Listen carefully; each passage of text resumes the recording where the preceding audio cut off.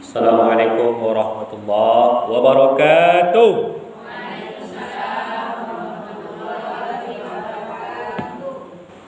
Alhamdulillah, wassalatu wassalamu ala rasulillah wa ala alihi wa mawalah. Allahumma anfa'na bima 'allamtana wa 'allimna bima yanfa'una wa zidna 'ilman tanfa'una bih. Rabbi israh li sadri wa yassir li amri wahlul 'uqdatam min lisani yafqahu qawli. Ba'du. Saya hormati ibu-ibu, para tua saya, Majelis Ta'lim Musholla Al-Falah atau Nurul Falah?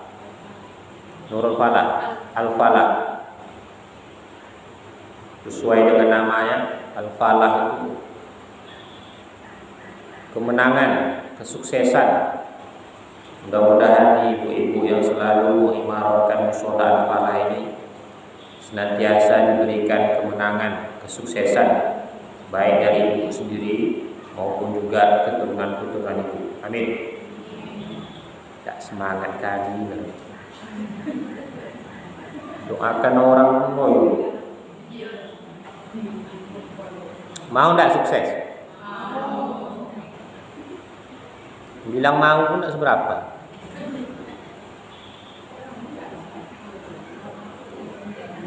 Juga yang saya hormati emak saya,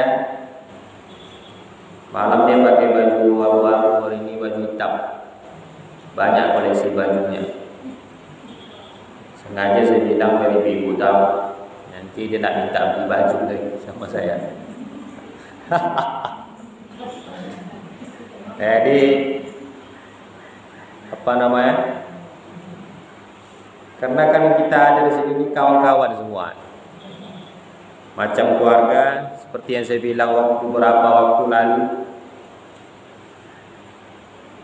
Awak ni cuma tempat tidur aja yang beda, tapi kawasannya sama. Kamar aja beda, rumah yang beda, tapi aktivitas yang senantiasa kita lakukan hari-hari senasib, seperjuangan. Apalagi kalau kita kaji, kita ini sebenarnya dari rahim yang sama, yakni rahimnya Hawa, istri Nabi Adam, keluarga kita ini semua. Makanya apalagi bertetangga nih. Makanya Rasul katakan saking kuatnya hubungan bertetangga ini, Rasul sendiri menyangka bahwa tetangga itu pun mendapatkan warisan. Kenapa demikian? Karena ketika ada kemalangan buat kita, ada kesusahan buat kita, siapa yang pertama datang? Tetangga. Tidak. Ketika ada kesusahan, tetangga yang duluan datang. Kepada tetangga minta tolong. Pas ada senang-senang, lupa dengan tetangga. Rasa-rasa nak pindah RT aja. Tapi pas dah susah, tetangga minta tolong. Ibu sekalian, orang tua saya, hari ini kaji kita tidak berat-berat. Ini tentang amalan yang kita laksanakan biasa hari-hari. Dengan kajian ini mudah-mudahan semakin paham kita, semakin kuat pemahaman kita dengan amalan ini. Apa itu? Yakni tentang berwudu, kemudian mandi wajib atau mandi besar kalau istilah fikih.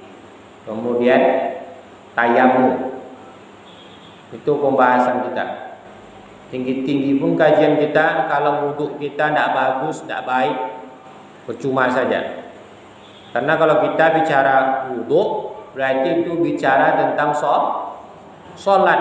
5 kali sehari semalam kita lakukan sholat, tapi wuduk kita pun tidak sempurna, maka tak sempurna tak sempurna sholat. Karena syarat sah sholat itu adalah berwudu. Nah, seperti yang saya bilang beberapa minggu lalu, bahwa kajian kita ini kajian tafsir, yakni mencoba memaknai Al-Quran.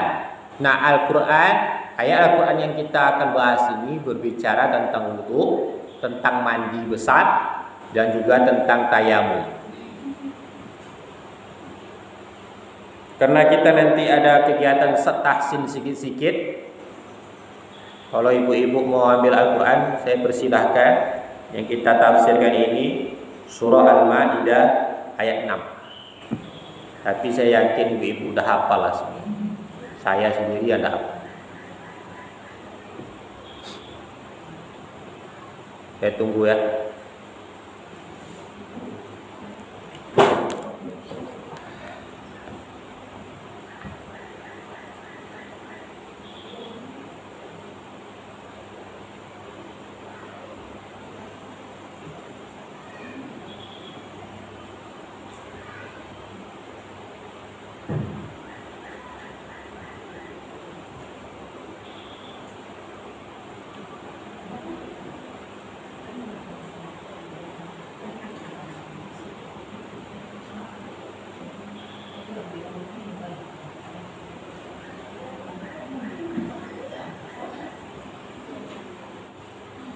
Sebelum saya mulai, kita perlu diberitahukan sebuah pengantar bahwa seperti yang saya bilang 2 minggu yang lalu, kalau ayat itu diawali dengan lafaz ya ayyuhalladzina amanu, itu tanda-tandanya apa? Turunnya setelah Nabi hijrah atau sebelum Nabi hijrah? Sesudah Nabi hijrah. Kemana Nabi hijrah? Ke Tenayan? Ke Madinah. Jadi kalau ibu jumpa nanti ayat di luar ayat ini, nih di bawahnya ada nih ayat ke-8 juga berbunyi ya ayyuhalladzina amanu. Ketemu kan? Nah, itu juga tanda-tanda bahwa dia turunnya setelah Nabi hijrah. Tapi kalau nanti ibu jumpa ayat ya ayuhan nas, maka ayat itu turun sebelum Nabi hijrah, sesuai dengan lafaznya, maknanya. Kalau dia dikatakan ya ayyuhalladzina amanu, maknanya wahai orang-orang yang beriman. Seruan ini seruan yang khusus, karena memang pada saat itu penduduk yang ada di kota Madinah sudah banyak yang beriman. Lalu kenapa di Mekah sebelum Nabi hijrah itu ya ayuhan nas? Karena memang seruan itu kepada penduduk kota Mekah, pada saat itu penduduk kota Mekah belum banyak yang beriman. Makanya ya ayuhan nas, maknanya itu wahai sekalian manusia. Nah, ayat ini bersifat madaniyah. Kalau dia sebelum hijrah namanya Makkiyah. Kalau sesudah hijrah namanya Madaniyah. Kalau sebelum hijrah namanya, kalau sesudah hijrah namanya, ini ulang-ulang terus sampai paham, sampai nangis kalau saya ngapal dulu. Nah, padahal ini tentu timbul pertanyaan.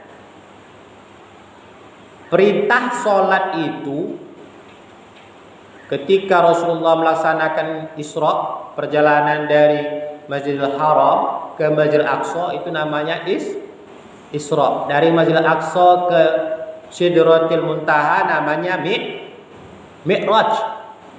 Kegiatan Isra dan Mi'raj ini itu dilaksanakan Nabi sebelum Nabi hijrah, yakni 5 tahun masa Nabi diangkat menjadi Rasul.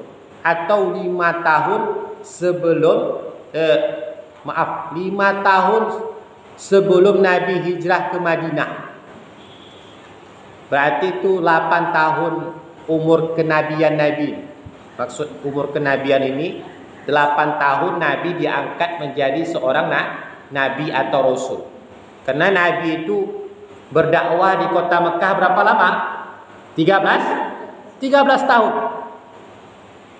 Berapa lama Nabi berdakwah seumur hidupnya? 23 tahun. Berarti berapa tahun Nabi berdakwah di Madinah?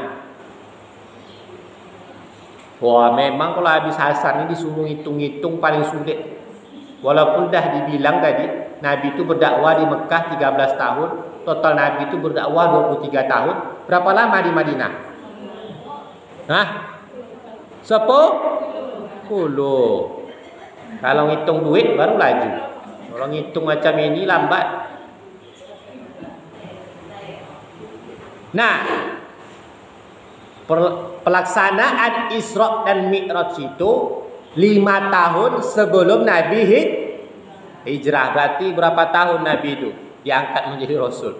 Ini kata ini aja ulang-ulang. Enak dia, jadi habis waktu untuk ini aja. 8 tahun setelah diangkat menjadi Rasul. Tadi kan 13 tahun sebelum hijrah, 5 tahun sebelum hijrah. Berarti 8. Bayangkan tuh ibu-ibu sekalian, 8 tahun baru Nabi berdakwah, baru ada perintah sholat. Lalu apa dakwah Nabi isinya pada saat itu? Tauhid, akidah, mengesahkan Allah. Begitu juga dengan kita nih sebenarnya. Jangan sampai kita melaksanakan sholat tapi akidah kita tidak benar, kita tidak kenal siapa Allah. Sini ada pengajian tauhidnya. Ada. Kalau dulu waktu saya kecil, ingat betul waktu di radio itu. Allahu Allahu Allahu Allah Allahu Allahu Allahu Allah Allah wujud tidak baqa mukhalafatuhu lil hawadithi. Dapat enggak sebelah kanan? Besok kalau ada pertanyaan yang tak dapat, disuruh pulang. Habis pulang tinggallah saya sendiri. Atau gini aja, kita gantilah. Kalau ada pertanyaan tak dapat, ustadznya pulang. Nah, apa itu? Itu sifat yang wajib diketahui loh. Sifat yang wajib bagi Allah, yang wajib kita ketahui. Wujud idam baqa mukhalafatu lil hawadithi qiyamuhu bi nafsihi wahdaniyat kudurat iradat ilmun hayat sama basar kalam qadirat muridan aliman hayat sami'an basirat mutakaliman. Padahal perintah awal-awal kita dalam beragama ini, awal bid ma'rifatullah. Awal-awal dalam beragama ini mengenal Allah. Cara mengenal Allah itu gimana? Tahu sifat yang wajib, tahu lawannya, sifat yang mustahil. Itu yang diajarkan ke anak-anak nih. Baru anak itu di umur 7 tahun diperintahkan sholat. Macam mana dia mau kita suruh sholat? Allah itu pun dia nggak kenal. Nah, salah satu caranya mengenalkan anak itu ke Allah, waktu kecil biasanya mungkin kita ingat, kalau kita bercarut dulu atau berkata kasar, mak kita bilang, jangan kata kasar, Allah nanti dengar, ya kan? Itu cara kecil untuk mengenal Allah. Jangan mencuri-curi, jangan ambil-ambil, nanti potong Allah tangan, Allah lihat. Berarti mengenalkan anak bahwa Allah itu punya sifat maha mendengar dan maha melihat. Bagaimana sifat yang lainnya? Makanya kalau kita tak sanggup, antarkan anak ke pesantren. Nah, 8 tahun Nabi mengenalkan kepada umatnya pada saat itu akidah, baru datang perintah solat. Nah, 5 tahun setelah itu Nabi pun hijrah, baru datang perintah berwudu.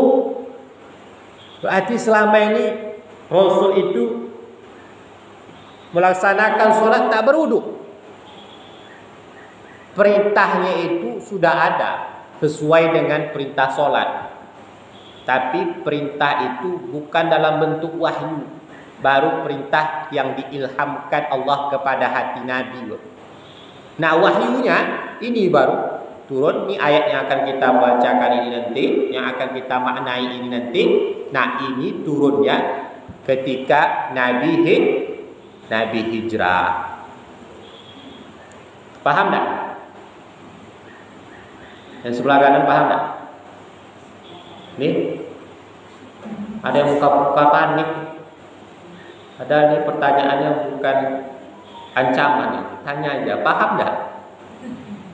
Sama lah, saya pun tak paham apa yang saya bilang.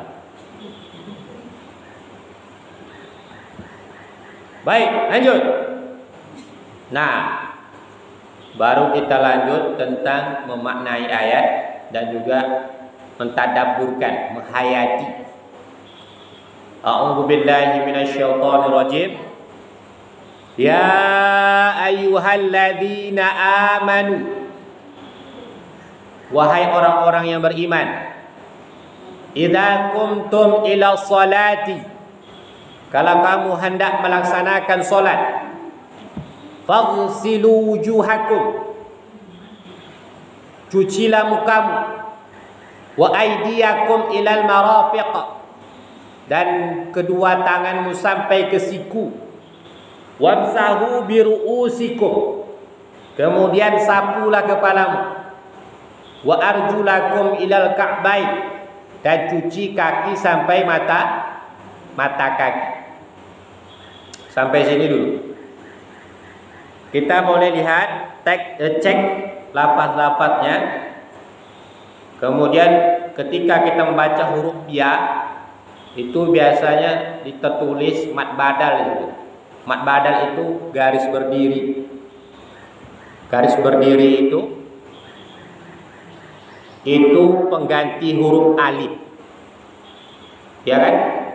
Badal itu artinya pengganti. Jadi kalau dia bacaan seharusnya ini ya, ada alif, kemudian ada alif satu lagi. Tapi karena dia sudah dimasukkan mat badal, baris yang berdiri ini, maka alif sesudahnya itu dihapus. Itulah alif inilah yang diganti oleh baris berdiri tadi. Nah, setelah mat badal ini ada alif. Mat badal ini dibaca panjang, 2 harokat. Berapa 2 harokat itu panjangnya? Lamanya 2 ketukan.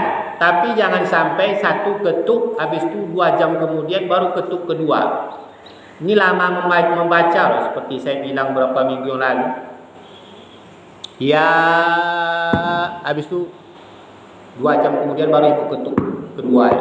Itu habis napas ibu, sama ruh-ruh ibu pun sekalian keluar dari jasad karena terlalu lama, habis napas. Nah, kalau ada suatu ayat yang dia sudah dibaca panjang asalnya, kemudian dia bertemu dengan huruf alif, kalau dalam satu kalimat itu hukumnya mat wajib. Mat wajib muttasil namanya. Kalau dia dalam beda kalimat, maka dia hukumnya mat jaiz. Bagaimana cara membacanya? Minimal 3 harokat. Berarti 3 ketuk. 1, 2, 3. Ya ayyuhan ladzi. Kemudian lihat huruf al-ladzi, yakni huruf dal. Seperti saya sebutkan beberapa waktu yang lalu, huruf dal itu cara melafadzkannya yakni ujung lidah bertemu dengan gigi seri atas. Za, alladzi. Ya ayyuhalladzina amanu.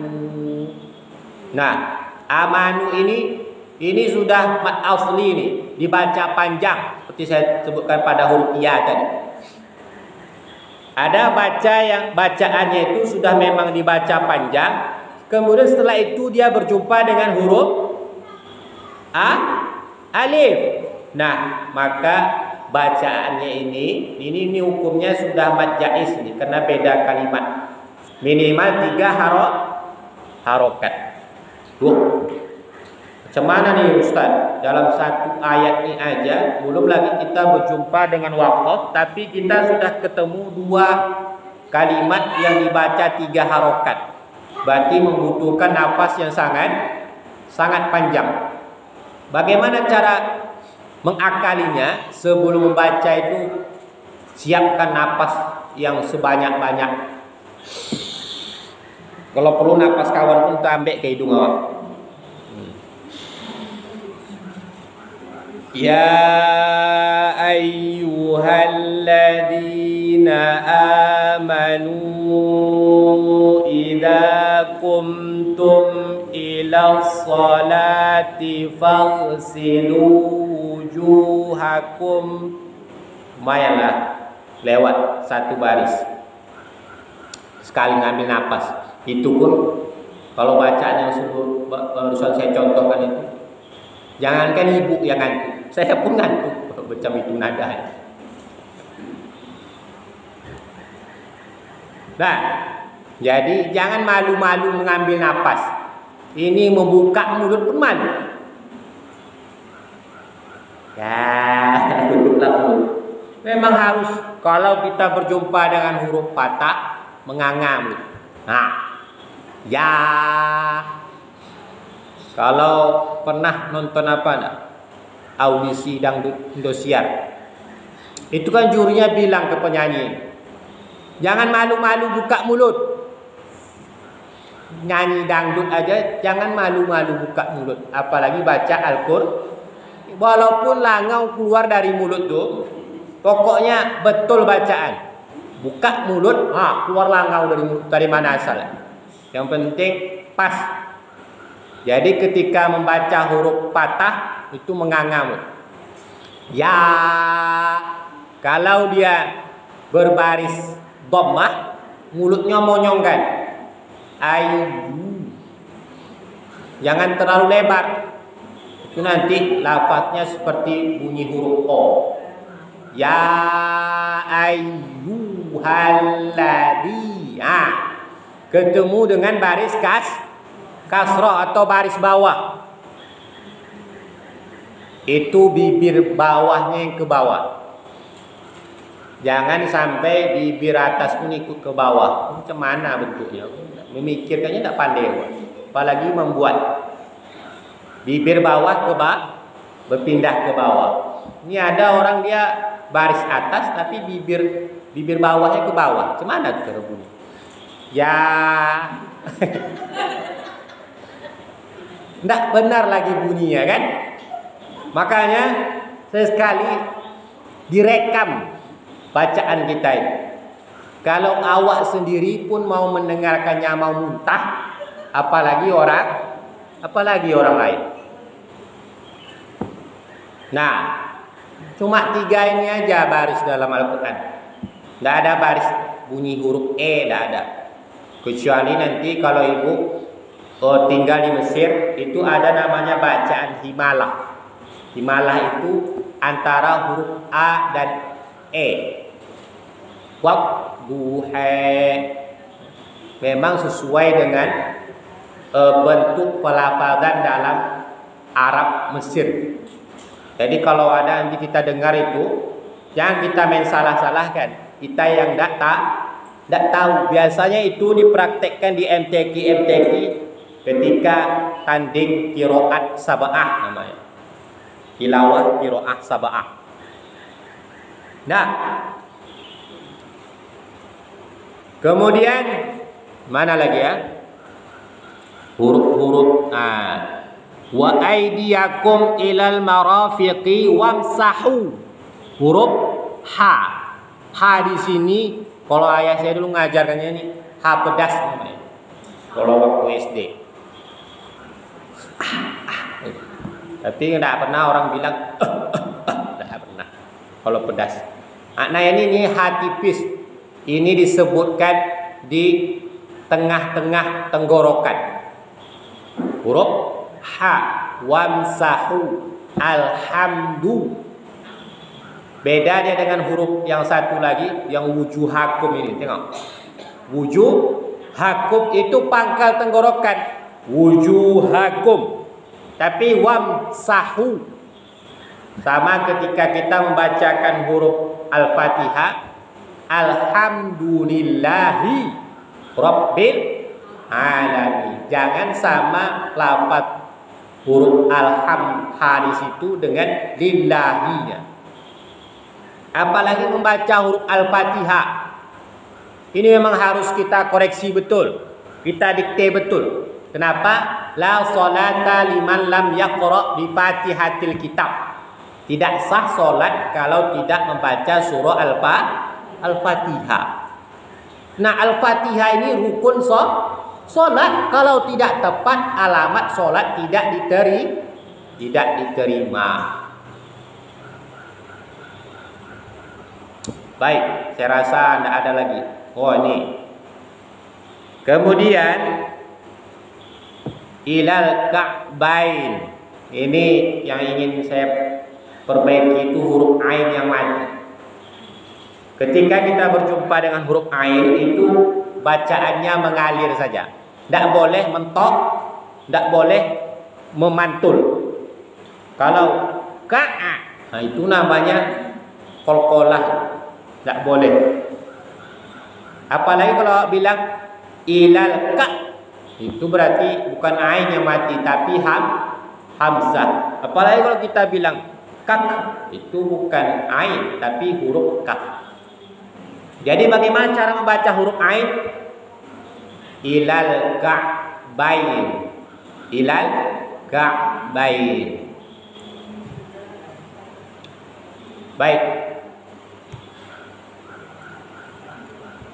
Ya ayyuhalladzina amanu, kita maknai lagi. Ya ayyuhalladzina amanu, wahai orang-orang yang beriman, apabila kamu hendak melaksanakan sholat, faghsilu wujuhakum, cucilah muka.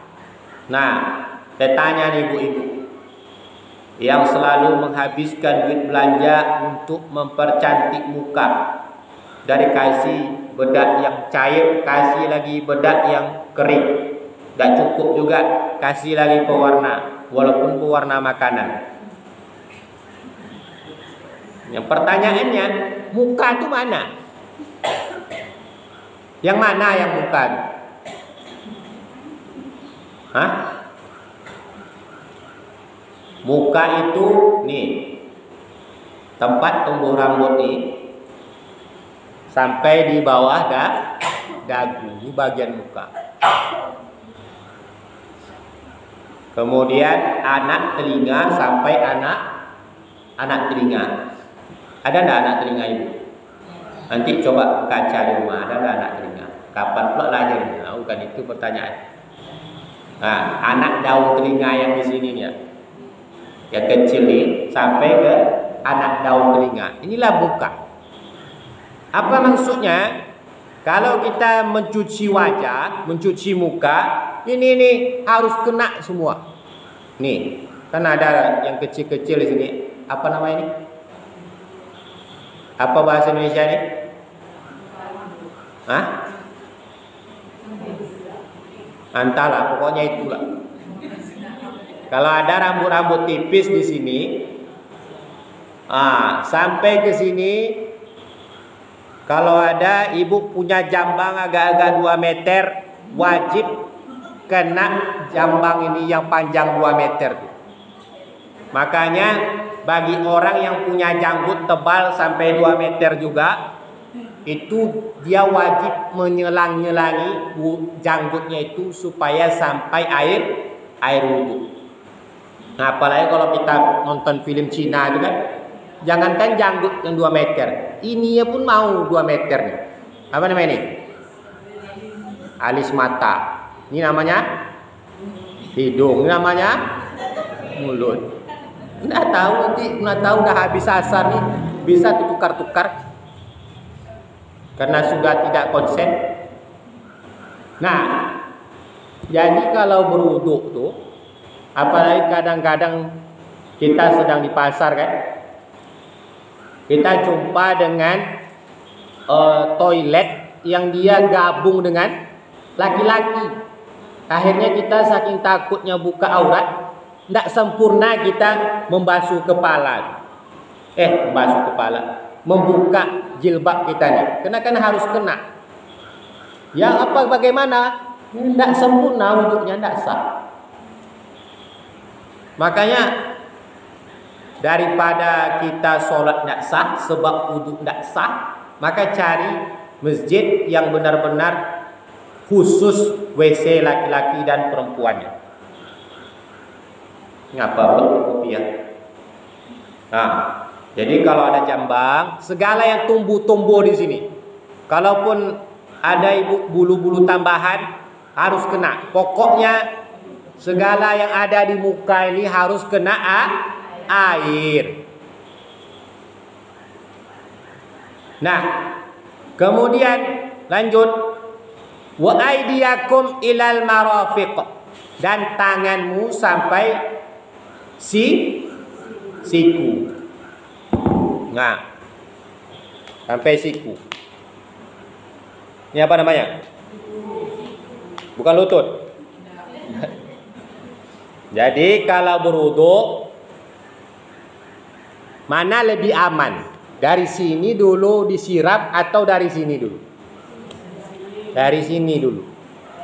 Kenapa? Kalau dari sini, apalagi kalau pakai gayung, air kita terbatas.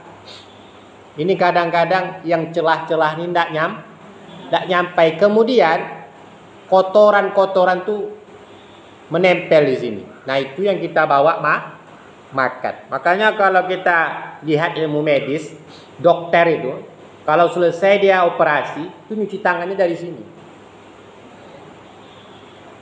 Jadi kotoran itu terangkat. Nah, begitu dengan wudhu. Bukan hanya kotoran itu terangkat, terbersihkan, tapi juga yang ada di celah-celah ini tersampaikan air. Karena kan kalau di sini cabangnya banyak. Tapi kalau di cabang dulu kita siram, sininya satu aja lagi. Paham enggak? Paham. Saya pun enggak paham padahal. Dah. Jadi menyampaikan air ke tangan sampai siku. Kemudian wamsahu biru'usikum, sapulah kepala.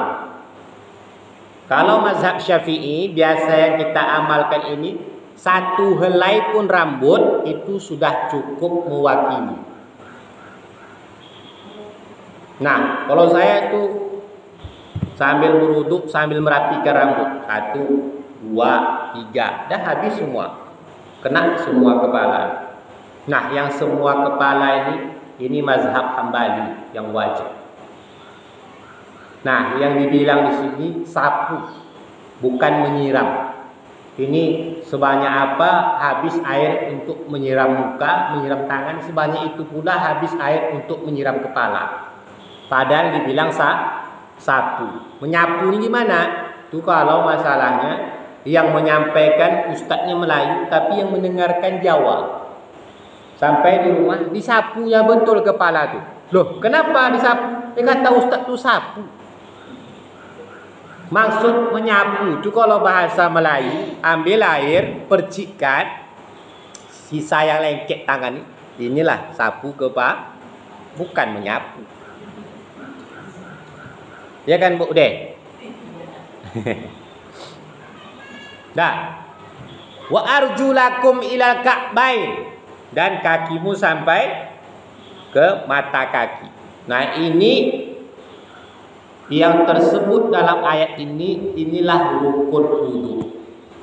Loh, bagaimana dengan istinsyak, madmadah, memasukkan air ke hidung, kemudian berkumur-kumur, membasuh telinga, ini hukumnya sunnah. Jadi jangan nanti ibu nampak kawan, oh dia tidak membasuh telinga, terus ibu bilang, tak sah wudu'mu. Bukan, itu hanya sunnah. Tapi jangan sampai pula ketika saya sudah sebutkan ini sunnah, itu pula jadi alasan ibu tak mau lagi membersihkan telinga. Kadang awak ni dah tahu dibilang, ini wajib, ini sunnah, makin malas berbuat karena sunnah. Seharusnya kita makin amalkan. Nah, ini kalau kita mau melaksanakan sholat, syarat sahnya adalah dengan berwudu. Wudu itu dengan huruf wawnya berbaris dhammah. Wudu. Kalau dia wadu itu air. Air yang untuk berwudu itu namanya wadu. Tapi peristiwa membersihkan muka, tangan, kepala, kaki itu namanya wudu. Jadi waduk ini sudah diadopsi ke bahasa Indonesia jadi waduk betulan. Seperti danau, itulah air yang sah untuk berwudu. Ngantuk ya kan? Saya pun paham, saya pun ngantuk benar, saya tahan. Nah, apa air yang bisa dilaksanakan untuk berwudu? Air yang bisa digunakan untuk berwudu ini air mutlak namanya. Air mutlak, yakni air yang bisa mensucikan, air yang suci lagi mensucikan. Karena ada air yang suci tapi tidak bisa untuk mensucikan.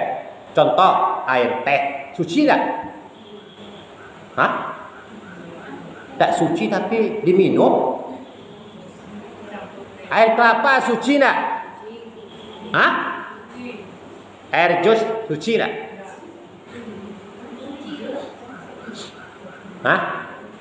Ini sudah berbeda pendapat dalam musola. Ada yang bilang suci, tidak suci. Ini maksud suci ini bersih, bukan nama tetangga. Bukan suci, memang bukan suci itu. Tetangga ibu lain itu orang. Suci ini maksudnya bersih. Suci tidak? Suci. Air teh, air kelapa, apalagi air jus suci tidak? Suci. Tapi bisa nggak mensucikan? Tidak bisa. Tapi air mutlak ini suci lagi mensucikan. Nah, kalau ada air dalam ember itu harus ibu perkirakan. Ada nggak dalamnya masuk kotoran? Karena ukuran air itu dia ada dua, air mutlak, macam-macam airnya ada 4. Air mutlak, air mustakmal, air mutanajjis, dan air yang lebih dari 2 kulak. Air mutlak, air yang suci lagi mensucikan tapi sedikit. Nah, kalau misalnya jatuh najis, misalnya maaf tai cicak jatuh sedikit saja, itu namanya sudah mutanajjis. Mutanajjis itu air yang sudah dijatuhi najis atau air yang digunakan untuk membersihkan najis.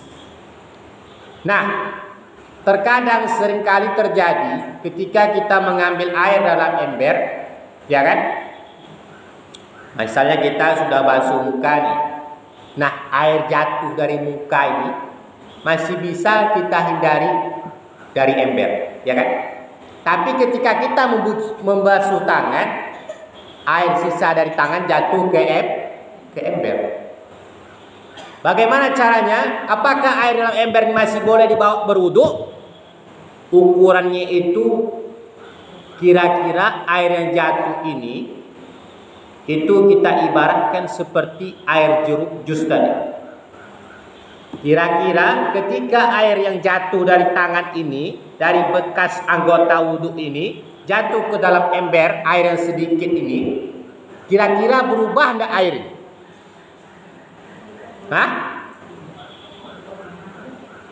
Kalau dalam perkiraan kita air yang jatuh ini ke ember ini tidak berubah air dalam ember tersebut, maka air itu masih bisa digunakan untuk berwudu. Nah, beda dengan air yang najis. Sedikit apapun dia, kalau dia kurang dari 2 kullah, langsung air itu mutanajis. Ukuran 2 kullah itu bagaimana? Kalau kita beratkan dia sebanyak 270 kilo. 270 liter banyaknya.